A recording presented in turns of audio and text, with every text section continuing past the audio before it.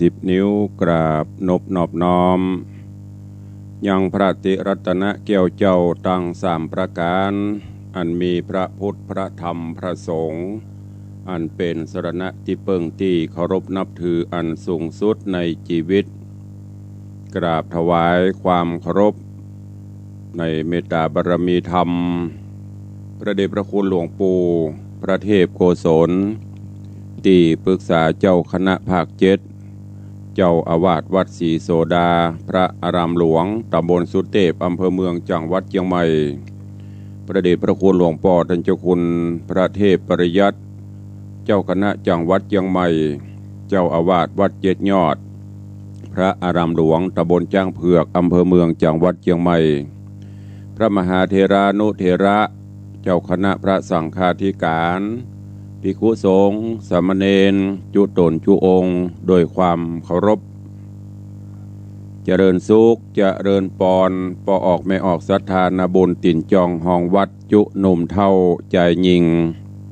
ขอน้อมต้อนรับทุกท่านเข้าสู่รายการมรดกธรรมกำเมืองทางสถานีวิทยุกระจายเสียงพระพุทธศาสนาแห่งชาติและสังคมคลื่นเพื่อการศึกษาพระพุทธศาสนาและวัฒนธรรมส่งสัญญาณกระจายเสียงจากสถานีวิทยุวัดฝ่ายหินตำบลสุเทพอำเภอเมืองจังหวัดเชียงใหม่สถานีวิทยุวัดหนองกายตำบลสันปะยางอำเภอแม่แตงจังหวัดเชียงใหม่สถานีวิทยุ CM77 วิทยุอินเทอร์เน็ตล้านนาสถานีวิทยุพระพุทธศาสนาจังหวัดเชียงรายสถานีวิทยุคลื่นพระพุทธศาสนาจริยธรรม FM 96 เมกะเฮิรตซ์ตลอดจนวิทยุชุมชนเสียงตามสายหอกระจายข่าวตีต่างตั้นผู้อำนวยการวิทยุชุมชนก็ดีตลอดจนต่างสมปานเจ้าวัดปอเกปอแคว้นได้เปิดสัญญาณออกลำโพงคือญาติโยมสาธุชนได้สดับรับฟังเสียงธรรมะกันอยู่ในเวลานี้พร้อมกันนี้กราบถวายความเคารพและเจริญปอนต้อนรับครูบาอาจารย์ท่านเจ้าญาติโยมสาธุชน FC แฟนรายการที่ได้เข้ามาเป็นกำลังใจเข้ามาติดตามรับชมรับฟังเสียงธรรมะทาง Facebook ไลฟ์ของสถานีมรดกธรรมวัดวังสิงห์คำก็ดีทางสถานีทาง Facebook ของ104ธรรมะคลายเครียดทาง Facebook ของวัดฝ่ายหินและ Facebook ของสาธุชนญาติโยมครูบาอาจารย์ที่เข้ามาแล้วกดแชร์เสียงธรรมะสู่ญาติโยมกันในเวลานี้ปะกันวันนี้อากาศสดชื่นแจ่มใสเย็นสบายหลังจากที่ตะวันนี้ก็พระพิรุณฝนฟ้ายังตกลงมาอยู่บางที่ก็ว่าอย่างตกน่าซื่อ ก็พอทีท่าว่าถ้าจะบ่มีแต่ก็มีอันนี้ก็เป็นสัจธรรมแห่งอย่างเรื่องว่าแต่มีหน้าบนหน้าบ่หันเหตุการณ์ตั้งหน้ามันมีภัยที่จะสามารถล่วงรู้ได้บางเตือปนหัวฟ้าห้องฝนบ่ตกฝนตกฟ้าบ่ห้องมื้อเนี่ยเดี๋ยวก็มืดมาอย่างกำโบราณเพิ่นว่าฝนบ่ตกจะไปเชื่อใจดาวมีลูกสาวจะไปเชื่อใจมันเนี่ยก็เป็นกำโบราณมันจะตกก็ตกวันนี้ก็ขอให้เป็นวันแห่งความสุขของทุกท่านเนอะรายการยามเจ้าวันนี้มีของแถมมาให้ตัวเองแถมมาอย่างตุลุงแถมเสียงเพลงม่วนๆเย็นๆสบายๆทำให้หวนนวลนึกถึงในอดีตเมื่อก่อนนั่นงานสลากพัดกางานวัดกานี่มันจะมีเครื่องเสียงแบบหูดับตับไม้ตับแตกเหมือนบะเดียวเนาะมีการลำโพงฮอนปุ่นเอาใส่ไม้สางกระมานกับปะมัดติดปลายไม้หมุนเครื่องทำไฟขล่มเดี๋ยวออกมาเราจะเพลงดาวลูกไก่พ่องเพลงอย่างฟังแล้วมันเย็นสบายเจ้มวนเพลงบะเดียวขยเยิบอย่างกระโบเพลงกำ2 กำนะปิ้นไปปิ้นมาได้เพลงล่ะ เพลงแต่ก่อนกว่าจะได้แต่ละเพลงเนี่ยโอ้เปิ้นคัดกรองกันกรองลิขิตแต่งแต้มเหมือนดั่งครูบาอาจารย์เปิ้นแต่งทำเนี่ยกว่าจะได้มาแต่ละผูกนี่มันจะง่ายๆนะดังนั้นจะไปแปลกเนอะและการธรรมะยังมีเพลงตัวเองเพลงก็เป็นเพลงที่มีสาระเพลงก็เป็นเพลงบะเก่าย้อนยุคเนอะไม่ใช่ตัวลุงเท่านะหลวงพ่อวัดโกมุตทำเท่าเลยสุมาแต่เนอะหลวงพ่อโกมุตพ่อเกแล้วเขาก่อนนะวันนี้เด็กคุณหลวงพ่อตื่นเจ้าทำกิจวัตรส่วนตัวแล้วมีโอกาสแวะเวียนมาหามาเยี่ยมมาชมในรายการก็กราบถวายการต้อนรับเดชพระคุณหลวงพ่อด้วยเด้อสาธุบารมีธรรมเพิ่นอยู่ต่างกรุงเทพก็นอนเนื้อเชื้อไข่เชียงใหม่เฮาไปต่างกรุงเทพก็ได้ไปไปเปิ่งบารมีธรรมแม้แต่กล่าวกับผมธรรมภาพตุลุงไปกรุงเทพก็ไปเปิ่งบารมีธรรมที่วัดโกมุตพุทธรังสีนะไปพักไปนอนไปอย่างก็บนห้องอย่างถ้าเป็นคนบ้านก็พอไปฉันเข้าก้นบาทโดยเปิ้ลพ่อเป็นผู้มีอัธยาศัยไมตรีดีนะใครมีโอกาสก็ลองแวะเปิ้ลจะมีเฟซของเปิ้ลเหมือนกันเปิ้ลก็ไลฟ์สดธรรมะญาติโยมศรัทธาเป็นประจำตั้งเจียงใหม่เขาฟังกันหลายนะพ่อเนอะผมก็ฟังตัววันนี้ก็น้อมต้อนรับทุกท่านตัวก่อนที่จะได้ฟังน้ำฟังธรรมก็ตักทายพี่น้องต่างหน้าเฟซก่อนเนาะแล้วก็เดียวพี่น้องที่ฟังจากสถานีวิทยุก็ก้อยตักทายกันในใต้รายการหน้าใหม่เหมือนเดิมเจริญปอนต้อนรับโยมแม่ละอองแก้วชุ่มใจ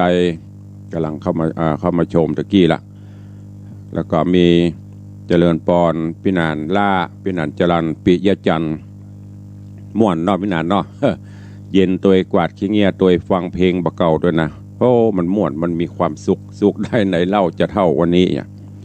ก็กราบถวายการต้อนรับท่านเจ้าหลวงพ่อธรรมโคสถิตเจติยรักษ์หลวงพ่อเจ้าคณะตำบลแม่แฝกใหม่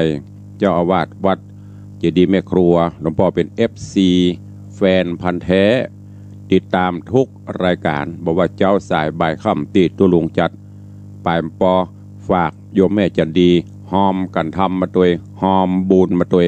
กราบขอบพระคุณเดชพระคุณหลวงพ่อเป็นอย่างสูงนะครับเนอะ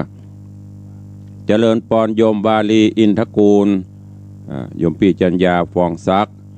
น้อมกราบใบสาเจ้าสาธุเจริญปอนปตโตของปีจัญญานิสพาหลายอันโยมแม่ละอองแก้วจุ่มใจบอกว่ากราบไหว้สาเจ้าหลวงพ่อพระครูสาธุอนุโมทนาเนอะจะไปไหว้สาบได้เนอะปีนี้เอากระถินมาตานเขาปอดด้วยเนอะนี่ปอว่าเมื่อแล้วนำได้มาในวังนะปีนี้ห้ามลืมเนอะถ้าลืมมาประเดือปุ่นอาจจะข้ามลายปิงปุ่นเนอะเจริญปอนโยมจรันสุธาอันนี้ก็ฟังจากดอยเต้นพระแม่โจ้เข้ามาติดตามรับชมตัวแม่อุ้ยน้องแฮกเกอร์กำลังรับชมอยู่กราบไหว้สาเจ้าธรรมพระครูสาธุเจริญปอนคุณโยมวุฒิชัยพ่อวุฒิชัยสมณะนี่ก็ติดตามรับฟังรับชมทางเฟซบุ๊กไลฟ์เจริญพรคุณโยมลักษณะเกตดีสาธุสาธุเจ้าเจริญปอนเนอโยมแม่ทองโยมทองคำที่บงคำกราบไหว้สาฟังอยู่เจ้าสาธุฟังแล้วก็ไปลืมเนอะจกจากอย่างก็ถุงเสื้อมาห้อยมาตัวอย่างตุ้ลุง5 บาทกันทำยำเจ้า ถวายการต้อนรับหลวงพ่อพระครูโกมุตสิทธิการพระมหาเถระผู้เปี่ยมล้นโดยเมตตาปรมีธรรมหลวงพ่อได้เข้ามาฟังหลวงพ่อบอกว่าอนุรักษ์วัฒนธรรมครับผมก็คนเมืองเนาะกำเมืองถ้าเขาบอกอู้ก็จะมีไผ่อู้เห็นมะก็นี่เมืองแต่นะเมืองล้วนๆนะไม่มีอะไรเจือปน เจริญปอนโยมกับแก้วคำเปงพี่หมอมัทนามพันธ์บอกว่ากราบไหว้สาเจ้าหลวงพ่อเจ้าสาธุเจริญปอนพ่อเลี้ยงธนวัฒน์สุสิงคำแม่เลี้ยงทัดพิชาสุสิงคำบอกว่ากราบไหว้สาครับเนี่ยกราบไหว้สาครับกราบไหว้สาเจ้ายำเจ้าสดชื่นยิ่งได้ฟังทำคำสอนของธรรมพระครูตุลุงในวังยิ้มได้ดียิ้มแล้วก็ดีใจสดชื่นก็อนุโมทนาแล้วก็ยังฝากกราบไหว้สาท่านผอ104ด้วยเนอะก็ด้วยกำลังใจแล้วเนี่ยโดยเฉพาะโยมพ่อเลี้ยงแม่เลี้ยงเป็นกำลังใจก็ตื่นเจ้ามาก็สดชื่นแจ่มใสบ่มีสิ่งใดที่จะทดแทนบุญคุณ นอกเสียจากเสียงธรรมกราบถวายการต้อนรับท่านเจ้าจารย์พระครูสิริวัชิโรภาสปเลี้ยงจากสันปะฝ้ายปเลี้ยงสันปะฝ้ายละปูนคนเชียงใหม่เขาเนี่ยแต่ไปใหญ่ละปูนนะ เมื่อเจ้านี้บังคับเครื่องบินก็จะคืนฝนตกบัดตกมันเนอะทางสันปะฝ้ายหลวงพ่อธรรมครูโกมุติติการบักกับขอบคุณครับสาธุหลวงพ่อครับอันนี้เป็นผู้ที่ติดตามต่างหน้าเฟซเนอะส่วนพี่น้องอีพ่ออีแม่ป้าอุ้ยตุลุงอย่างป้อมตักบ่ห้องชื่อกูเองนะใจเย็นๆก็เดียวได้รายการปะกันเพราะเขาอยู่ด้วยกันทุกวันวันละ1 ชั่วโมง6 โมงปลายถึง7 โมงอาจจะเผื่อสักน้อยโดยผอ.ผู้ใจดีถวายการต้อนรับท่านเจ้าจารย์รัตนเมธีเนอทุกปีวัดศรีปิงเมืองอันนี้ศาลา ศาลาอย่างไม่ใช่ศาลาแปลงวัดแปลงวาเนอะมันเป็นช่างประดิษฐ์ประดอยโดยเฉพาะเครื่องสืบโหราจตาฝีมือสุดยอดใครต้องการติดต่อได้ตีตุลุง100 ละ แล้วก็ติดตามมาด้วยอันนี้ก็เลี้ยงพวกจ้างบัวเงินท่านเจ้าจารย์พระครูประหลัดวิมลวัฒน์นี่ก็ FC แฟนรายการติดตามตลอดเฮาก็ติดตามเปิ้นตลอดติดตามอย่างพอเปิ้นแปลงวัดแปลงวาเพียววัดเพียววาไม่อยู่ไปย่างนะเอาสำเตือฝนตกนำพระนำเนรเพียววัดเพียววาทุกซอกทุกมุมวัดพวกจ้างม่วนประกอบกับเปิ้นมีฝีมือตกแต่งตัวเนอะไปใครไปแอวกับไปกระถินออนไลน์บนก็มี ไปร่วมไปเยี่ยมไปชมได้ที่วัดพวกจ้างจอกปอกก่อนพระวัดจอกปอกท่านเจ้าบอกว่าช่วงนี้เอตตาเข็ม3พักผ่อนก่อนครับเนาะเพิ่นได้เข็ม3แล้วนะอันนี้ก็เราได้2 เข็มอย่างก็ซิโนแวค ก็ถามตัวลุงฉีดได้กี่เข็มละได้2 เข็มละแล้วเข็มที่3บะบูดเด้อกะบูดฟอร์มาลีนบ่กะ อันนี้อู้เสียวเล่นบ่ได้เนอะเอาละเนาะเวลาล่วงเลยไปติ๊กๆก็เดี๋ยวทำจะดันจบฟังกันในเรื่องของแมวขนคำเรื่องราวเป็นจะได้ติดตามรับฟังก่อนที่จะเทศผูกที่2ก่อนนำผูกที่1เรื่องเก้าเงามาอู้จะเกินนำก่อนเนาะเดี๋ยวจะลืมกันพระธรรมเทศนาเรื่องแมวขนคำพุทธเจ้ายกเอาในเรื่องเก่าอดีตการปางเมื่อพระองค์ยังทะลงพระชนชีพปางเมื่อยังบำเพ็ญเพียรปั่มเปงบรมโพธิสมภารอยู่เปิ้นเอายกเรื่องราวขึ้นบอกว่าที่เมืองปราณสีมีพญาเจ้าเมืองชื่อว่าพญาสุทัศนะพญาเจ้าเมืองสุทัศนะนี่มีมเหสีหรือว่าเมียกำเมืองเขาเมียพระราชาศัพท์ของพระมเหสี2 คน 2 องค์เมียเก้ามเหสีเก้าชื่อว่าปทุมมามเหสีคนที่2หรือว่าเมียน้อยชื่อว่าภากิญา2 คนอันนี้ที่หูนะมี2 คนแต่ละคนบนห้องว่าถ้าเป็นกำเมืองเขาก็คืออัธยาศัยนิสัยใจคอไม่เหมือนกันเมียหลวงนี่โอ้เหมือนผ้าพับกิริยามารยาทเรียบร้อยนบแต่แหมพลจิตใจไปแหมด่างบ่ค่อยสงบเสงี่ยมเจียมตัวเท่าใดแต่ว่าเปิ้นก็ปกครองบ้านเมืองด้วยความร่มเย็นมาแต่บ่มีผู้สืบราชบัลลังก์สืบตระกูลจะเงี้ยจะใดบ้านเมืองเฮาก็ใหญ่โต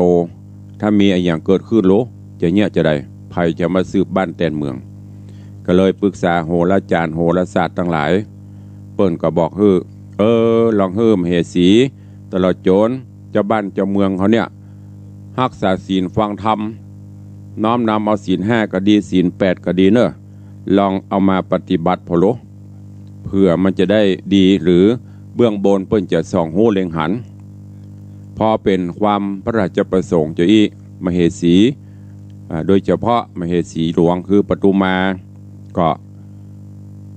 นุ่งทะลงผ้าขาวเก็บดอกข้าวตอกดอกไม้ยื่นโยงองค์การปกเป่าข้าวสารถึงวันอินวันพรหมสมัยก่อนจะเป็นจะเนาะเพราะมีเทคโนโลยีมีอย่างอื่นที่จะมานอกเหนือเสียจากเบิ่งปะใบบุญสิ่งศักดิ์สิทธิ์ทั้งหลายเปิ้นก็มายื่นโยงองค์การไหว้บานขอลูกขอเต้ากับเตปาอาหัก สิ่งศักดิ์สิทธิ์ทั้งหลายได้ไปประมาณ3 วัน 4 วันโดยการปฏิบัติธรรมที่เข้มงวดเข่งครัดและประกอบกันด้วยนางเป็นผู้ที่มีศีลมีธรรมอยู่แล้วอันนี้คือหมายถึงมเหสีปทุมมามหาหินหรือว่าที่นั่งหินบรรดุกรรมพระศิลาอาจที่นั่งแต้นขององค์อมรินทร์พระอินทร์เจ้าฟ้าอันอยู่เมืองบนก็เกิดความกระด้างฮ้อนขึ้นกุเตือที่นั่งนิ่มนวลวันนี้อย่างกระด้างเกิกเดึกมันมีอะไรอย่างเกิดขึ้นนี่บัลลังก์ต่างโลกมนุษย์เดือดร้อนกะผู้มีบุญต้องการความช่วยเหลืออย่างกะก็เลยส่องทิพเนตรส่องตาทิพลงมาดูมาพอก็หูได้ทันทีว่าโอ้ที่เมืองมนุษย์แม่นางผู้มีบุญคือปทุมมาข้าได้ลูกข้าได้เต้าลูกเปิ่นมาขอไหว้อินบางพรมนี่จะใหญ่ใดก็เลยฟังไปสู่ที่จันฟ้าบนสวงสวรรค์จันตุสีตาตุสีดาก็ไปขอเจิญเทพบุตรผู้ที่มีบุญญาบารมีฮือลงมาจุติและในคณะนั้นก็เช่นเดียวกันแม่นางปทุมมายามใกล้แจ้งก็สุบินนิมิตฝันว่าโอ้พระจันทร์อยู่บนฟ้าปุ่นตกลงมาในโลกล่าจุมปูนี่นางก็กำเอามากำไปกำมาหลุดมือหยาดยายหายไปเห็นตกใจนำคำฝันนี้ไปเล่าไปบอกคือพญาเจ้าเมืองแล้วก็พ่อพญาสุทัศนะก็จะฮือโหราศาสตร์ทั้งหลายเนี่ยลองมาคำนวณพอมาทำนายพอจากนั้นนางก็เริ่มทะลงคับพระต้องประมาณ10 เดือนไข่มาเติงพอดีก็เกิดลูกออกมาเป็นพ่อจายเป็นลูกออกมาเป็นพ่อจายแล้วก็มีเกิดออกมานี่เป็นผู้ที่มีรูปร่างก็งามอยู่ดีอยู่แล้วก็มีสัตว์หน้าโขนเกิดออกมาตัวแหมเป็นแมวห้องอยู่แววนะอันนี้เป็นเรื่องราวในตอนที่1ผูกที่1ติดเตจจบไปวันนี้ฟังกันต่อว่าเรื่องราวแมวขนคำจักเป็นจะใดนิมนต์และเชิญทุกท่านติดตามรับฟังในผูกทวนที่2เป็นลำดับไปณโอกาสบัดนี้ นะโมตัสสะภะคะวะโตอะระหะโตสัมมาสัมพุทธัสสะ ปาราณสิยังปตุมมาเตวีปัฏฐมังนารังจตุติยังสุวรรณพิลารังจาวิชาญิติสัทธโบสดุราสปุริสะตังหลายตั้งยิ่งใจม้วนหมู่อันทาอยู่ฟังธรรมจุงดาจำฟังที่เอาเป็นที่สอนใจนิยายไข่ไปแล้วพระโดนแก้วจริงเทศนาว่าภิกขเวดุราภิกขุทั้งหลายตนเป็นสายอริยญาติมีศีลสะอาดรักษาส่วนนางบุญนาหนอนาเอาเทวีเจ้าปาลานะสีอัศจรรย์มีหลายหลากเกิดลูกหากซ้ำซ้อนเกิดมาก่อนเป็นคนมีตัวโตนลำเลิศซ้ำมีแมวเกิดโตโอยมาจุมเสนาอำมาตย์ปจานาราชคนในต่างจะใครกล่าวอ้างว่าของบลังเกยมีต่างใครว่าตีตานเล่าจากปากเขา10 หู 10หูจูเป็นร้อยจากกล่าวถอยไข่ปันต่างก็มาเล่ากันสะเศร้าไปพับดาวปุเรว่านางเทวีแม่เจ้าเกิดลูกเต้าเป็นแมวพิษจากแนวแต่ท้ายบอกเคยได้เล่งหันพองไข่ปันกาวจี้ว่าของอย่างนี้นำนาโจมสตาหยาบจาจอมโลกลามาเกิดเตี้ยงไม่เดือดไปลุนบ่เป็นกุลสักหยาดพองโอกาสไข่กามว่าแมวขนคำตูหัวน้อยเกิดจอมยอดซอยบุญมีบ่เป็นดีไปนาจุมไพรฟ้าเจ้าเมืองจักขี่เครื่องฮ้อนใหม่ป่าหือใดมองผ่านพ้องจากขานโอกาสว่านางน้อยนาถเทวีเกิดลูกมีนิโสดอุบาทโหดตัวแข็งเคราะห์ตัวแห้งไม่เดือดเตียงมาเกิดเมืองเฮาจักป่าเอาฝนแรงบ่ตกแท่งหลายปีความเครื่องขี่กันอยากอดทุกข์ยากอนาถา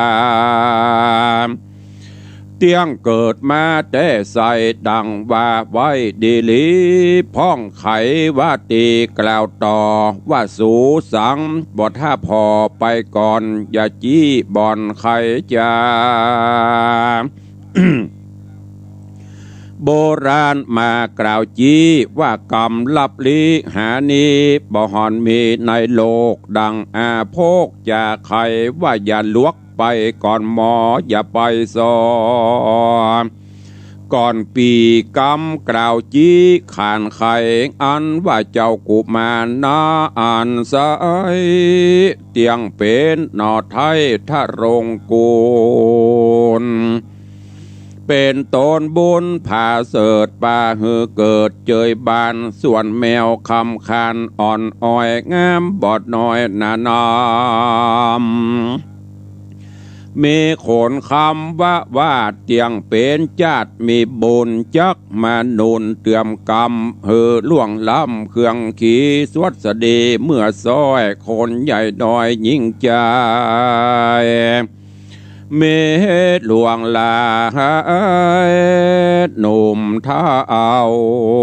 ต่างก็มาตันเล่าไข่กำว่าเต้าห่อคำ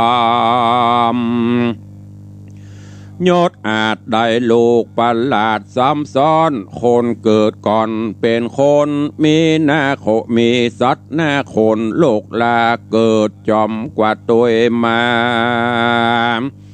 ตัวปลาลาใหญ่กว้างต่างกล่าวอ้างไข่ปัน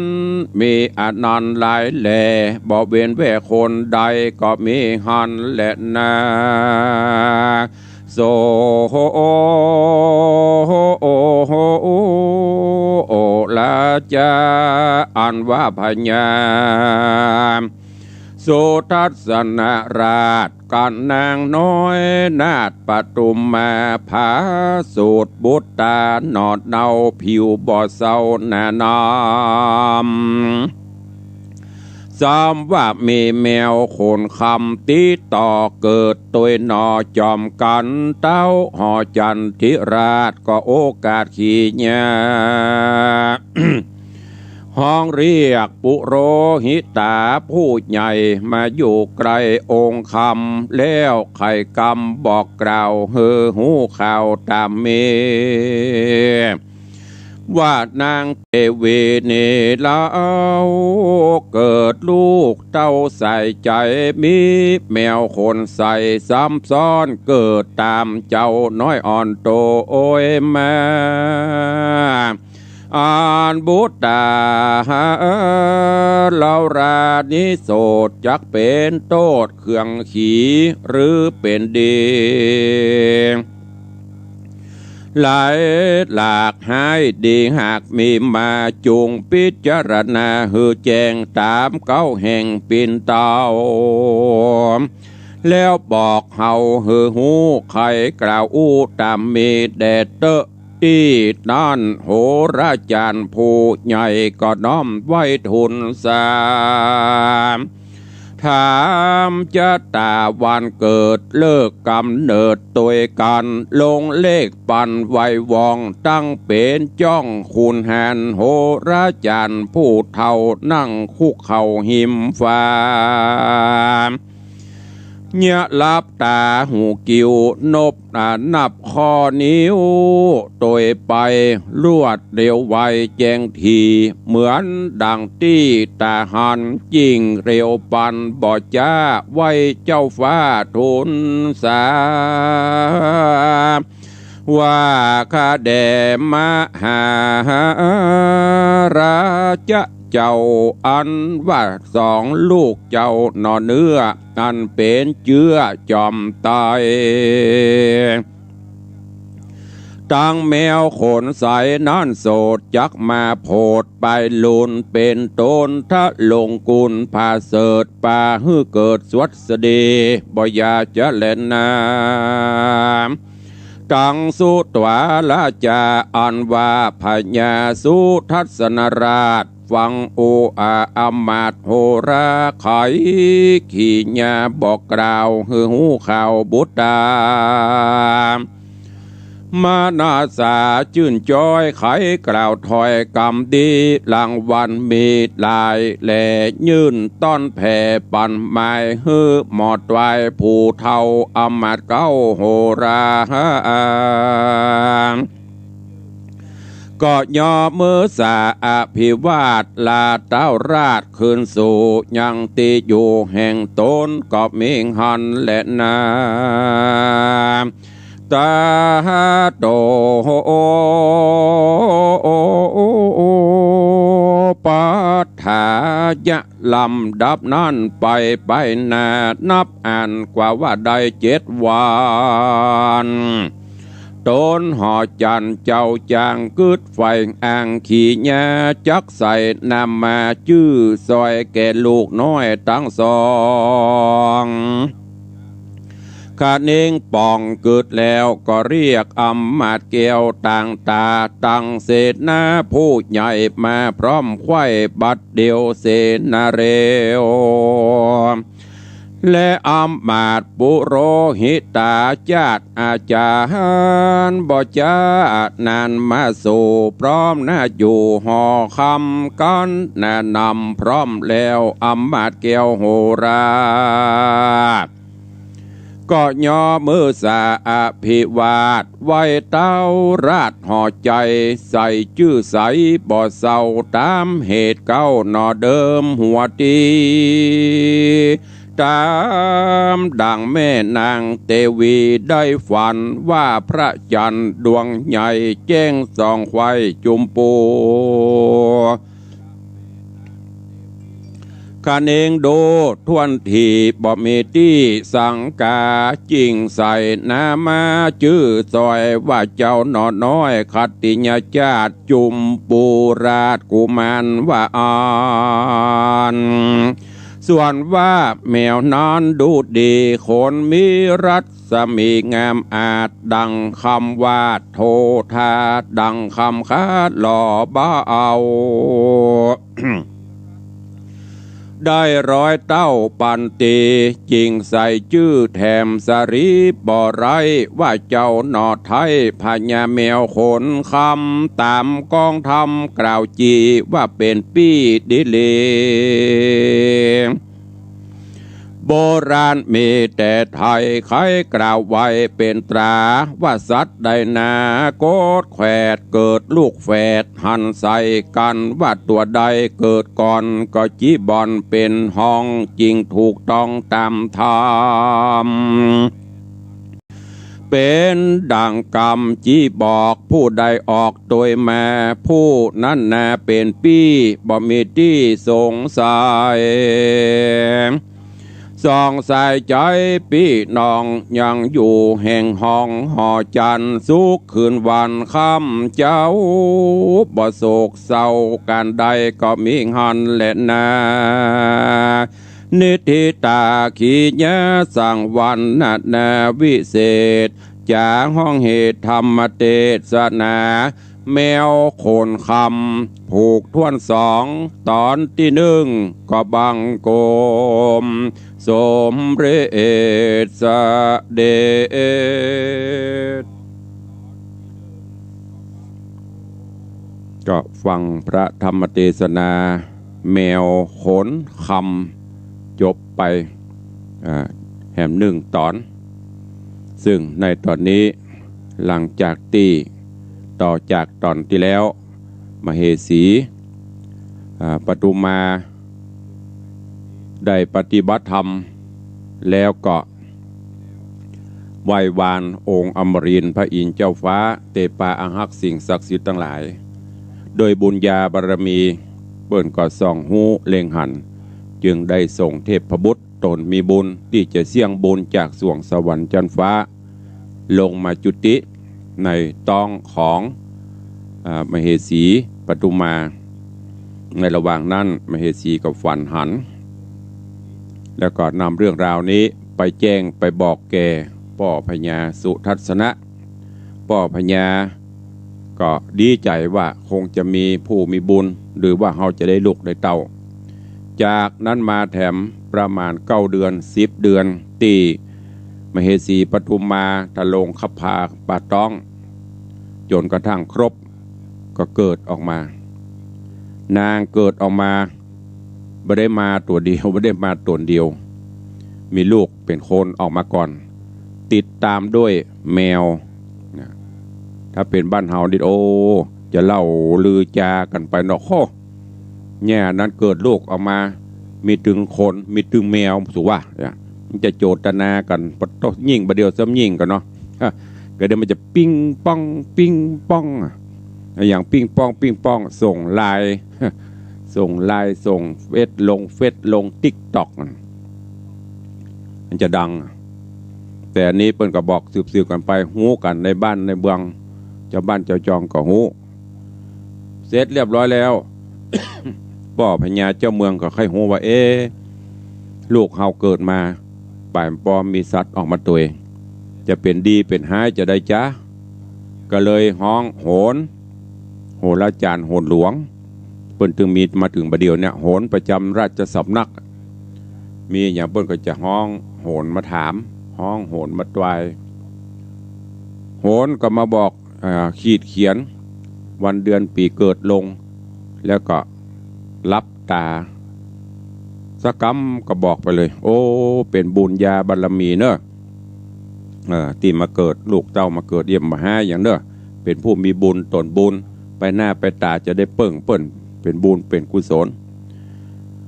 พญาสุทัศนะได้ยินก็ดีใจยื่นปันรางวัลถ้าเป็นบ้านเฮาก็คือขันตั้งคือกับโหนหลังจากนั้นเมินมานานประมาณ7 วันก็จะตั้งชื่อลูกจะเนี่ยยายตั้งชื่อจะได้จะดีก็ห้องประชุมโหนแหมถามโหนเปิ้นก็เอาเหตุการณ์ต่างๆมาประมวลจากนั้นก็ตั้งชื่อว่าโอ้ตอนที่พระนางเจ้ากำลังทรงพระคันก็ฝันว่ามีพระจันทร์ดวงใหญ่แจ้งส่องแจ้งไข่โลกจุมปูก็เลยเอาชื่อเอานั้นมาใส่ว่าจุมปูราชกุมารอันนี้ชื่อคนนะจุมปูราชกุมารส่วนแมวที่เกิดมานั่นก็โอ้ขนก็ยังคำมาตามโดยบุญญาบารมีเปิ้นก็ใส่ชื่อว่าพญาแมวขนคำอยู่ด้วยกันมาเลี้ยงกันไปแล้วก็โบราณล้านนาเปิ้นบอกว่าถ้าเกิดแฝดเนี่ย คนใดเกิดแฝดเปิ้นจะบอกว่าคนใดออกก่อนจะเป็นน้องออกลูนเป็นพี่ไม่ใช่ออกก่อนเป็นพี่ออกลูนเป็นน้องนะเปิ้นถือเอาตอนเข้าต้อง แสดงว่าคนแรกเข้ามาก่อนคนที่สองเข้ามาบรรลุนเพราะนั้นคนที่เกิดก่อนจะเป็นน้องคนเกิดบรรลุนเป็นพี่ยึดถือมาจนถึงปัจจุบันเนี่ยนี่คือเรื่องราวในตอนนี้ ซึ่งกำลังมาถึงภูกที่2อยู่เนอะ ก็ค่อยๆฟังไปก็เดี๋ยวก็จะมีแก่นธรรมหลักธรรมเสริมเติมเข้ามาเป็นช่วงตอนนี้กำลังเข้าสู่เนื้อหาอยู่ก็ติดตามฟังกันไปเนอะแมวโขนคำจบไปละ1 ตอน ผูกเกิงอยู่ได้ผูกเกิงอยู่มีมนักมีตือมดกันอยู่ตือมวล17ผูกผูกถ้าอยู่ด้วยกันวันเดือน ออกภาษาหรือได้ยี่พวกนั้นไปจบกระบูเนอะก็ค่อยฟังกันไปต่างอนุโมทนาขอบคุณกับต่างโยมปเลี้ยงธนวัฒน์แม่เลี้ยงทัดพิชาสุสิงคำเจ้ามูลราชธาเก้า ปุจาธรรมโอ้ปเลี้ยงเป็นเจ้าภาพกูกลับเนอะจักกาข้างคำก็แม่นสุวรรณะพรหมาก็แม่นแมวโขนคำก็แม่นของอีป้อยแม่มันนั้นถามซ่อมกันทำละไข้หัวแห่อุดแต่พองเล่นพองปัจจัยเนอะนี่คือตู้ลุงในวังก็จะหยอกจะล้อจะเซลกันไปจะไปถือไปตื่นเนอะตู้ลูกพระหลานมันได้มีเจตนาอื่นใด อู้กันนัวไข้หัวกันม่วนเซลกันเล่นยำเจ้าเมื่อมีเนื้อหาก็คือเนื้อหาเวลานั้น1 ชั่วโมงเนี่ยคือมันได้หลายๆอย่างเพลงตู้ลุงก็เปิดให้ฟังแล้วก็มาอู้มาจากันตักตายกันตัวเองเป็นรายการที่บางวันเนาะบางครั้งก็จับใจแห้งบันเน่นใจกาจับใจครูบาถูกใจพระน้อยบางพ่อก็ตุนี่ว่าไปเลยอีหมอเนี่ยมันจะคือมันถูกใจคนทั้งหมดมันก็เป็นไปไม่ได้แต่ก็พยายามทำรายการให้ดีที่สุดเพื่อประโยชน์สุขของพี่น้องศรัทธาครูบาอาจารย์ตัวเองก่อนที่จะได้ตักตายอุจจาตั้งหน้าไมค์ก็ตักตายตั้งหน้าจอก่อนเนาะเพราะว่าตะกี้ตึกไผ่อะตะกี้ตึกท่านเจ้าอาจารย์พระครูสิริวชิโรภาสแล้วก็ต่อด้วยปีอายุธนาจังซอหางดงวันนี้เป็นไดพ่องวันเนาะวันนี้เมนูหยำหูขายครัว ช่วงนี้จังซอก็มีงานซอเหมือนเดียวกันหมดเนอะตู้ลุงก็เดียวก็ได้ตู้ปี่ก็ได้ตู้น้องก็ตามเตอะพี่โควิดมาเยือนเนี่ยไปกันหมดได้เป็น3 เดือนมาเนี่ยตู้ลุงไม่มีงานเตะเลยก็เลยพักผ่อนไปในตัวเองกูเตือนนี่ปดต้มเมื่อคืนก็ไม่ได้อยู่เมื่อวันกับการแต่ช่วงนี้สบาย ไม่ได้มีงานเตะงานอย่างพอเปิ้นก็ดังที่เขาฮู้กันสถานการณ์บ้านเมืองอดเอาเนอะคลี่คลายลงละมาเมืองได้ต่อยแล่ได้ซอละพอเลี้ยงใครซอขนาดนี้ก็เอาซอมาซอบ่มันซอบ่ได้เตื้อ ก็ได้จะโดนทำว่ามึงว่ากระถินนี่ยังบ่แน่เตื้อถ้ามันคลี่คลายลงอาจจะมีติดตามด้วยคนยมมงคลวงร้อยกราบนมัสการพระอาจารย์ครับเจริญปอนเนอร์ แล้วก็โยมประคำหนุมานอันนี้เปิดแปลงลูกประคำบ้านเฮาห้องบักกำบนับแต่ของเปิดนี่เป็นประคำของตุลุงกับปูจามาหลายเส้นแล้วนะบัดแถมสักเส้น เส้นหนึ่งกับใจถูกนี่เนอะเปิดกระตามของเปิดทำด้วยฝีมือเป็นปันนี่ก็เจริญปอนเนอะยมปี้ทัดพิชากับใบสาดอกบัว5 ดอกหอมที่สุดในโลก5 หอมอย่างพ่ออ่ะหอมจะหอมปรับลมเนาะ กับ5 จีดีกับมาป่า อันนี้อูเลนบดายเนอะยมปี้จงรักยมปี้จงรักมีงานยมปอดสบายดีเนาะเป็นกำลังใจให้กับปอดด้วยเด้อเข้าใจกินข้าวกินน้ำนักฝึกเตียวนักจะได้หล่นไปวัดอ่ะ อันเอง1 ประกิตอันนี้จากปุ่นเจียงหายไม่ได้กระหานกันไล่ทำอาหารตุลุงไปได้จีมฝีมือซักเตื้อเนอะบอกว่าโควิดหายละมาทำอาหารส่งมาให้ตัวเจริญปอนโยมตู่จากวิเวกวรรณารามไวสาสาธุอนุโมทนาเนอะแล้วก็เจริญปอนโยมแม่จันดีวิสุทธินันท์สิงห์เหนือไปฟังกันทางเฟซแล้วฟังทางวิทยุนะฟังถึง2นั่นนะเปิดถึงบ้านถึงในโทรศัพท์ตัวกับไวสาท่านเจ้าอนุโมทนาเจริญปอนโยมแม่ด้วยเด้อเจริญปอนโยมท่านนายกเจริญคำยามาท่านนายกเทศมนตรีตำบลสันพักหวานนี่ก็ฟังธรรมะชีวิตฉันมีแต่พระนำ เพื่อนจะมีลูกพี่กับตู้เจ้าแล้วก็เป็นลูกศิษย์ลูกหาอาตมาตัวสนับสนุนดูแลกันไปมีใดที่เปิ้นเดียวกับปรึกษากันก็เจริญปอนเนอะกับท่านนายกตัวนี่เป็นตังหน้าจอหน้าไมค์หน้าเฟซวันนี้เข้ามาชมกันล้วงหลายเป็นกำลังใจอุจาตักตายกันเพราะว่าทางเฟซนี่เปิ้นจะพิมพ์เอาแต่ถ้าโทรศัพท์นี่ก็เดี๋ยวฮัลโหลมันอู้กันเลยมันต้องได้พิมพ์ทางหน้าเฟซนี่เปิ้นจะพิมพ์มหาบดีกับพิมพ์ไปตุกไปยากปลาแรดไปก็มี ตัวมันนิ้วตัวมันน้อยก็เต้นก็พยายามเข้ามาพิมพ์เข้ามากดแชร์ด้วยเด้อเข้ามาแล้วจะไปพอคนเดียวกดแชร์ไปอันเนี้ยแชร์ไปเตอะแชร์ธรรมะแชร์ติ๊กรัวไปเตอะไม่เสียหายแต่ว่าที่มันบดีบางงามหันอันนั้นอันนี้ไอ้หยำหุสันเตี้ยเน้นกำไม่กวาดก็เอาไปโซไปส่งมาหาตุลุงด่าปิ๊กแฮมสันเตี้ยหันอันนั้นอันนี้ที่มันบางงามแชร์จะไปแชร์ไม่อย่างนั้นมีประโยชน์นะอันเนี้ยแชร์ไปเตอะธรรมะธรรมโมนี่อันบล็อกจอกแจ๊กนั่นนะเตี้ยไอ้หยำหุผีเบาแชร์เข้ามาเตี้ยแจ้งไปแจ้งติ้งตองเขาเนี่ยมาอย่างก็ตัวเจ้าเปิ่นเล่นนั่นหน่อยเล่นนิดหน่อยก็เอามาลงอันนี้ไม่ดีไม่ต้องแชร์ลบทิ้งเจริญปอนปเลียงเนอะว่าอาจารย์สุรพงษ์โอ้วันนี้เข้ามาชมเป็นกำลังใจตู้ลุงตัวทางวัดฟ้าอย่างก็ฟ้าลังเนาะ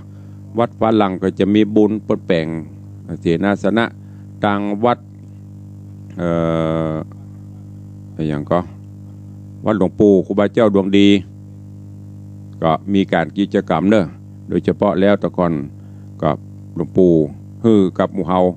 ไปมีโอกาสกับไปห่วมสร้างเนอะเพิ่นจะรอรูปเหมือนหลวงปู่ครูบาเจ้าหม่อนดวงดีวัดตาจำปี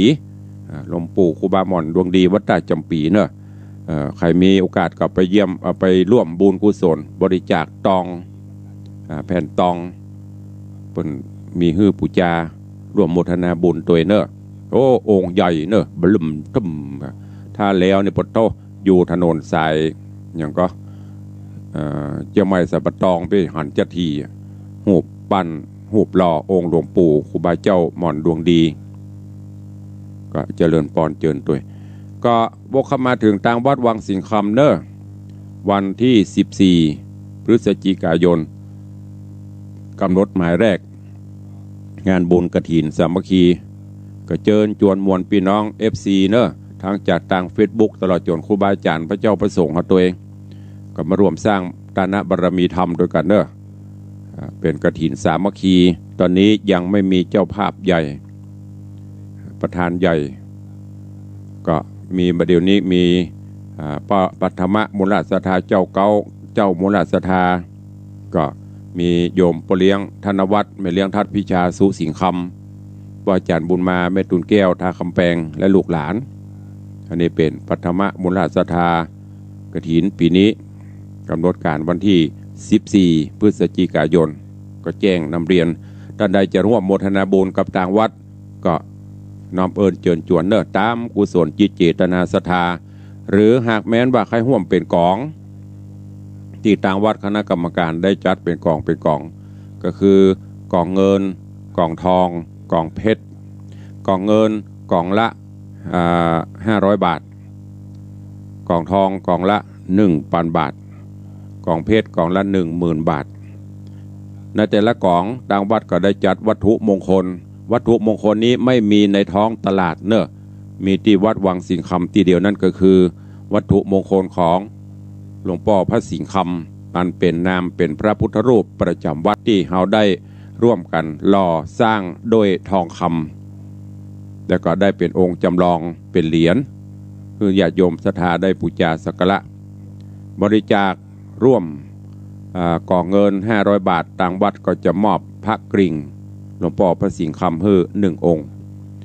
บริจาคกองทอง 1,000 บาทก็จะมอบองค์ลอย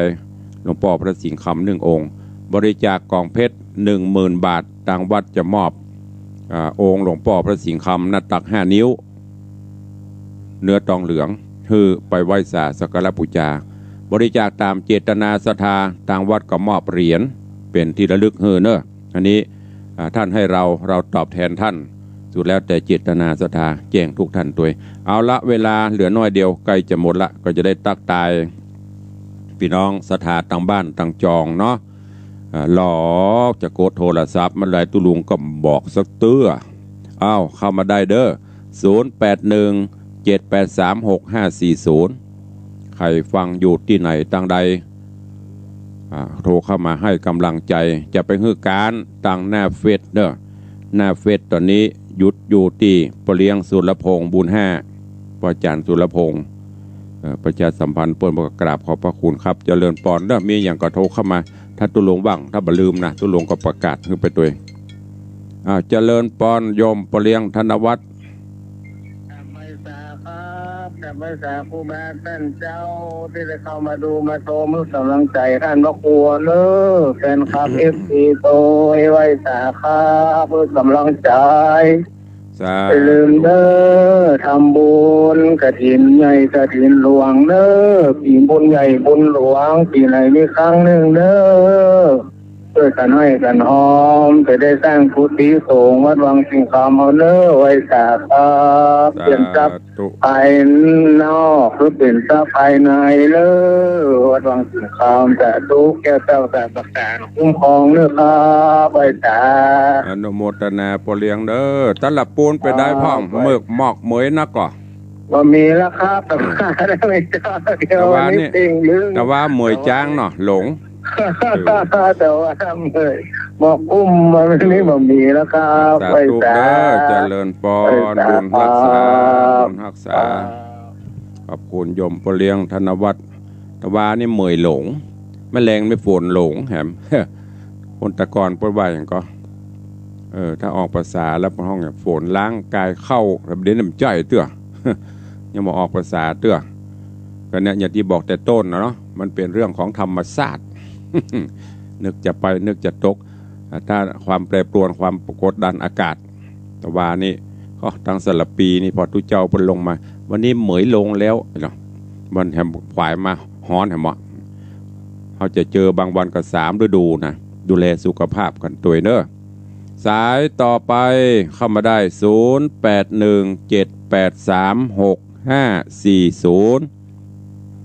กำลังมี1 สายวันนี้จะถึง5 สายหรือไม่คอยดู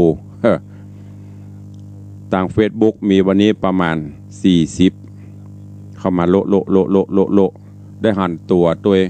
แต่มันอู้กันยากเหมาะดีอย่างเสียอย่างนะทาง Facebook ถ้าจะอู้ต้องพิมพ์ลงไปก่อนมันถึงกดส่งมาก่อนถึงจะหันแต่ถ้าโทรศัพท์ยกขึ้นมาฮัลโหลอู้กันได้แล้วเนี่ยมาละหันเด็กหญิงจันคำแสงบุญเนี่ยอันนี้แฟนพันธุ์แท้นะฟังจนเขี้ยวปลอนมดนะอ้าวเจริญปอนฟังอยู่เลยแม่ฟังอยู่เจ้าอนุโมทนาอุมรเจ้าสาธุบุญรักษาเนี่ยแฟนพันธุ์แท้แต่นะอุมรนะฟังจนเขี้ยวปลอนหมด80 ปลายแล้วนะกดโทรศัพท์เรียนแนกแม่ครูว่าได้สาธุอีกะวันนี้มันได้ใส่บาตรใส่แล้วกะวันนี้เปิดออกมาถ้าหลังรักษา1 วันเปิดออกมาเจ้าขั้วเก่งโหเนาะจะนั่นมาตัวสาธุอนุโมทนาเจริญปอนสิงห์เหนือโยมแม่จะดีนมัสการวันนี้รับเริ่มเปิดว่ารับเริ่มตื่นอยู่เนี่ยรับม่วนแหละรับม่วนมาม่วนก็มันนอนเด้อนั่นนะมาจ้างอย่างตุลงนั่นละอันมาเจ้ามาขี้ค้านลูกจะจำเป็นต้องลุกดีเป็นหน่อยรับดีหน่อยจำวัดดีหน่อยตื่นตี 4 ปลายรวดลุกเลยดุโอ้โหตื่นเจ้ากันบางวันก็ตี 3 ปลายลุกเลยตื่นมันนอนไปรับกับลุกกันนอนไปกับเสียเวลาลุกเนี่ยกันลุกมาตบเต็บได้ปะล่ะเวลาโวยแม่ประเดี๋ยวเจ้าเวลาโวยแท้เพื่อไปส่งน้ำส่งท่าทำตับแต่ก็ได้6 โมงล่ะเจ้ามานั่งเรียบทำจะทำไม่ใช่ว่าเปียได้ขึ้นมาเตะนะต้องมาเรียบแห่งความแบบวันก่อนถึงไหนท่อชั่วโมงนี่มันต้องได้ไปไหนนะอยู่กับเนี่ยหน้าจอขอบคุณนะแม่เนอการเจ้าจะเลินปอนโยมแม่จันดีวิสุทธินันติดตามด้วยเสือใต้เข้ามาแล้วมูนี้พอถึงมาตัวกับเป็นปุกหรอ บัลละกันหรอกลุ่มเนี่ยอ๋อได้ยินแล้วเจ้าว่าฟังอยู่เจ้าสาธุเจ้าถวายกำลังใจเจ้าสาธุอนุโมทนาแม่เด้อเจ้าสาธุนี่เสือใต้เสียงเหนือเสือใต้ชายกลางตุลุงตั้งมาเล่นมาอ้าวสายต่อไปเข้ามา0817836540ทางเฟซตอนนี้เจริญถวายการต้อนรับท่านเจ้าสิทธิชัยอินทวันโนนี่ก็นักสร้างบารมีธรรมเนอะปนไปไวไปสากุฏิตะวาก็ว่ามันได้หันเว็บมาตั้งประเดดนี่นะแต่ไม่เข้าวัง เข้าวังมาได้กลัวเสี่ยงกระถินกลัวได้หอมกระถินเริ่มมา เซลเล่นมาได้หันเป็นแวบมาตั้งประเดดนี่เจริญปอนเจ้าตุลุงเจริญปอนจังอยู่นะเจ้าจังจากที่ไหนจังไม่คือเจ้าแม่คือเด็ดสกอยเจ้าเป็นกำลังใจตุลุงนะเจ้ากำลังใจขอ5 บาทก็พอละได้เจ้าใส่เลยไปเลยเขารับป๊อกจ้าสาธุเตะให้ตั้งงอมเจ้าคณะกะเตะรับจ้างวัน5 บาท5 บาทก็ได้โอเคสาธุอนุโมทนาจากแม่คือเด็ดสกอยดอยสะเก็ดวันนี้ตุเจ้าอย่างก็มหาบ้านนอกเหรอนี่ขนาดมหาบ้านนอกนะถ้าในเวียงจะมอกใดบ่ฮู้เด้อท่านเจ้าจันพระมหาตัวประลัดตัวเนอะวัดรัมณียสถานกูอย่างก็กูละมักก็ถวายการต้อนรับยามเจ้าเนอะทุกปีเนอะเป็นกำลังใจปฏิบัติหน้าที่วัดเปิ้นกำลังพัฒนาวัดแรกของเมืองละปูนที่เจ้าแม่จามเทวีได้สร้างใครยังไม่ได้ไปไหว้ภาษาก็ไปเนอะวัดรัมณียสถานกูละมักนะวัดแรกของจังหวัดละปูนพระธาตุใหญ่พระธาตุหลวงวันนี้ท่านเจ้าเข้ามาลักพอนะแต่ไม่มีคอมเมนต์เพิ่นบอกว่ากำลังรับชมขอบพระคุณหลายๆเข้ามาแหมเวลา